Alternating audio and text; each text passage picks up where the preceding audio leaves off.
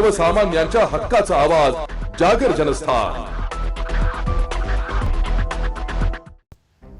संजय राऊत यांनी शासकीय गुलमोहर विश्रामगृहातील खोली क्रमांक 102 ची पाहणी करत खोली पर्यटकांसाठी खुली करा असा खासदार संजय राऊत यांनी टोला लगावलाय। शिवसेनेचे खासदार संजय राऊत हे धुळे जिल्ह्याच्या दौऱ्यावर आले असून त्यांची धुळ्यातील शासकीय गुलमोहर विश्रामगृह या ठिकाणी बैठक पार पडली।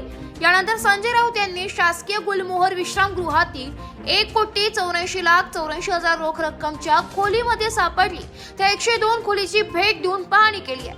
यावेळी 102 नंबरची खोली बघण्याचा मोह मला झाला म्हणून मी या ठिकाणी आलो। यावेळी संजय राऊत यांनी प्रतिक्रिया देताना सांगितले की ज्यांना भ्रष्टाचार विरुद्ध ज्यांना चीड आहे त्यांच्यासाठी ही खोली पर्यटन केंद्र म्हणून राज्य सरकारने खुली केली पाहिजे असे वक्तव्य केल्यावर उपस्थितांमधून एकच हर्षा पिकला। जागर जनस्थानकरिता प्रतिनिधी रूपक बिरारी, धुळे।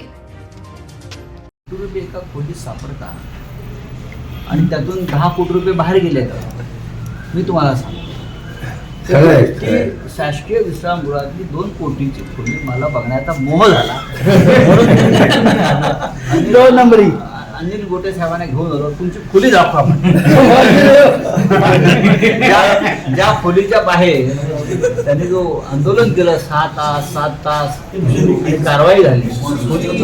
खरं म्हणजे पर्यटकांसाठी खुली केली पाहिजे।